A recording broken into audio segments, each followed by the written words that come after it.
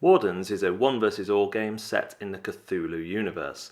The Ancient One is trying to send the Wardens mad before they can collect enough artifacts to lock him back in the cellar.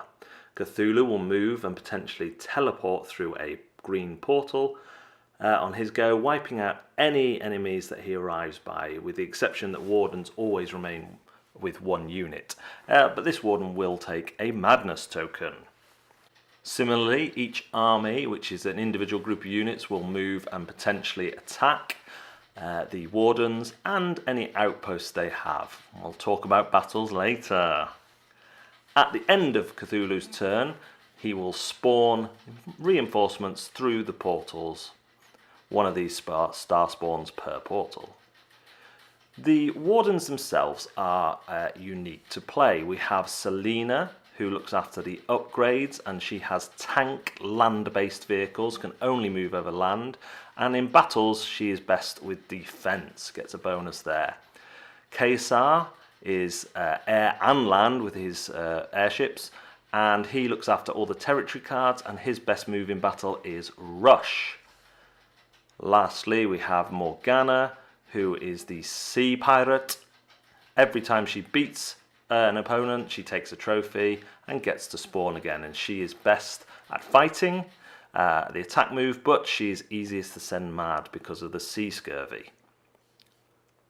On a Warden's turn, they can move, they can attack, and they can also go on an expedition. They will roll the dice, and they're looking for the dots, not the number. The dots is how many guesses they will get at what Cthulhu chooses. In the final game, this will be a dial as opposed to a dice, but Cthulhu will choose one of these actions, and if the Warden guesses it in any of their guesses, they succeed with the expedition and potentially earn an artifact.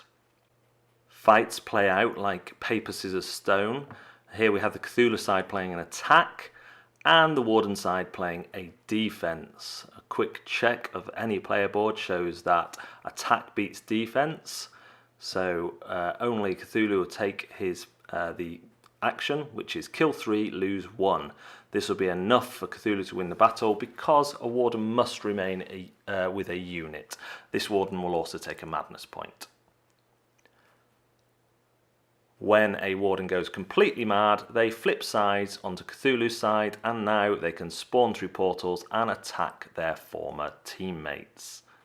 If all Wardens go mad, Cthulhu wins. Wardens is a super interesting game. I've not played a 1 vs all like it, where there isn't hidden movement or a dungeon crawl element, and it really appealed to me on those grounds. There is some hidden shenanigans as the Cthulhu player hides 5 artifacts around the map, and the Wardens attempt to find those. The Warden team really have to play as a team. They are very well balanced, and they are each unique to their strengths. The weakest guy, the man figure, I can't quite remember his name, Kaishar or something like that, I'm sure I'll be corrected, might be weaker in terms of powers, but he can go anywhere on the map across land and sea, which makes a huge difference. So yeah, even the order in which those characters plays, which is defined by the rules, just works. Those characters need to play together. They can't be going off on the map doing their own thing. This is not a 1 vs all dungeon crawl where you can choose from a myriad of characters, and yes, they all feel slightly different, but they're all quite handy in a fight. This is a balanced team versus 1 game where the team need to play as a team from the moment go. They need to choose their objectives for that round together and try and achieve them together. That might mean that the player with the weakest amount of madness needs to bombard Cthulhu's forces from afar, while the other 2 get on with their unique powers. It's not going to be one where you can go, right, you go off and grab some upgrades, I'll go and do an expedition over here, and you go over there, because Cthulhu will pick you off. And really, that's what Cthulhu is looking for, to divide and conquer. You need to, as the Warden team, really control or attempt to control Cthulhu, because Cthulhu is powerful. Cthulhu starts the game in his weakest state and will just keep getting more and more powerful. bringing out more portals to spawn from, upgrading himself as he kills troops, and making his star spawns more effective as well. So the Warden teams really need to concentrate, work together, and you need to get an early artifact. In the first game I played of this, the Warden team didn't get any artifacts, and as Cthulhu got more powerful, it became obvious that Cthulhu was going to win, and by the time Cthulhu had turned two of the Wardens, we just kind of called the game, because there was no point carrying on.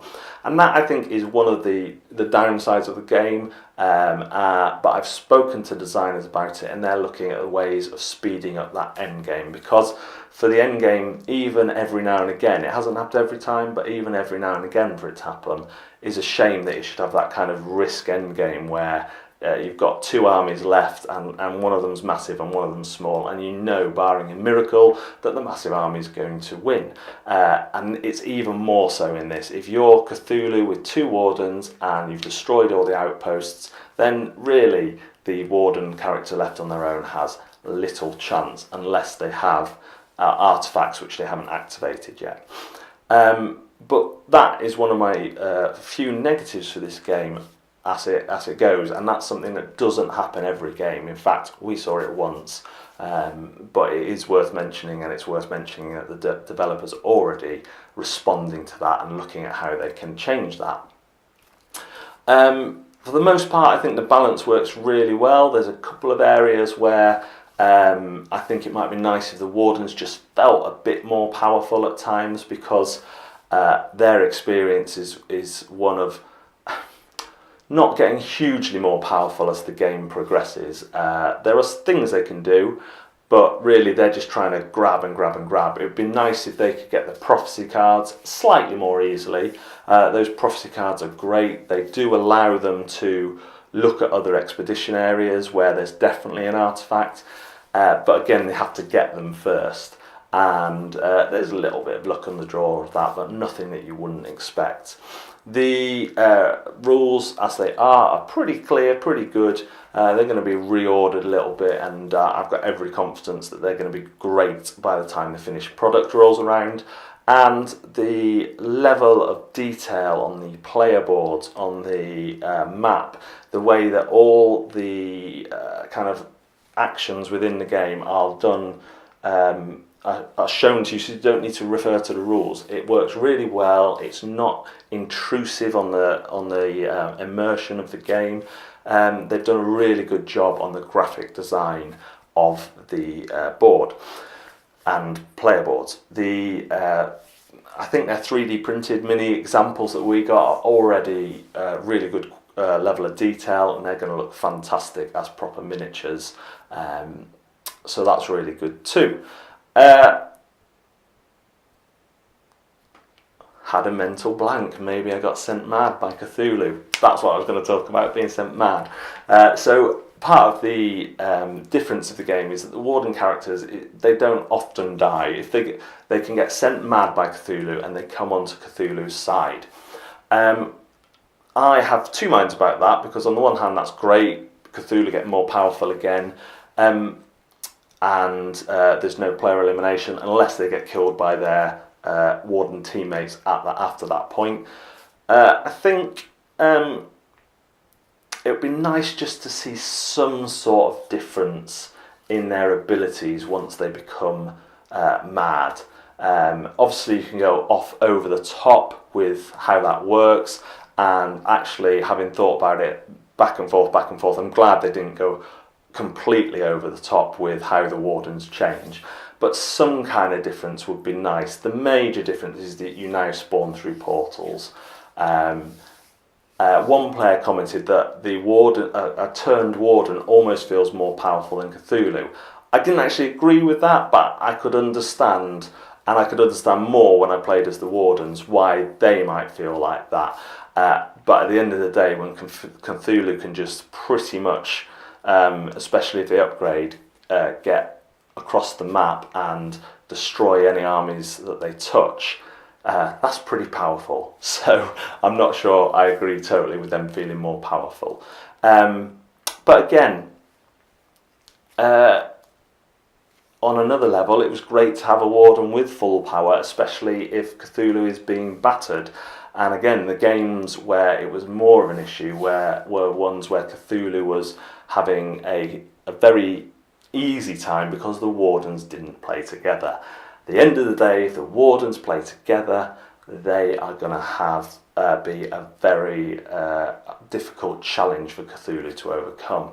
And that's when the balance comes in. So if you're going to come into this game and play as individuals, you're not going to have a balanced time because that's against the way the game is designed. I think there is a lot of steps to understanding a game, a lot of, again, because the characters play differently, have different powers, they have different strengths and weaknesses in battle, different things that they resolve. There is, although it's a simple and smooth structure to the game, there is a lot to learn, especially in your first game, especially for Cthulhu, has to kind of be aware of what each of the Wardens do. But again, that's part of playing any game, and I personally really like that. One thing that was considered excellent by all people who played the game is the battle resolution system and the game of reading Cthulhu's mind to have a successful expedition. Those kind of mind games between paper, scissors, stone, but you get a bit more because you can see which one of the actions will benefit the other person most. So do you choose the action that you think will trump theirs, or do you choose the same action because you both lose 2 but that might leave you in control? It's very smooth, very clever, very fun, and much better than just rolling dice to resolve a battle. Similarly, the exhibition resolution where Cthulhu chooses, it's going to be on a dial in the final game, which is a really nice touch, chooses one of the symbols, hides it from the team, and then they have to guess depending on how many dots they get. That works really well and gives a lot of structure for mind games, which fits with the theme.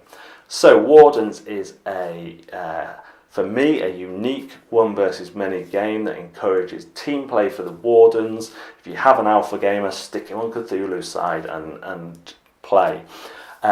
In the prototype version I played, there were a couple of niggles that we contacted the designers about, and they're already addressing those.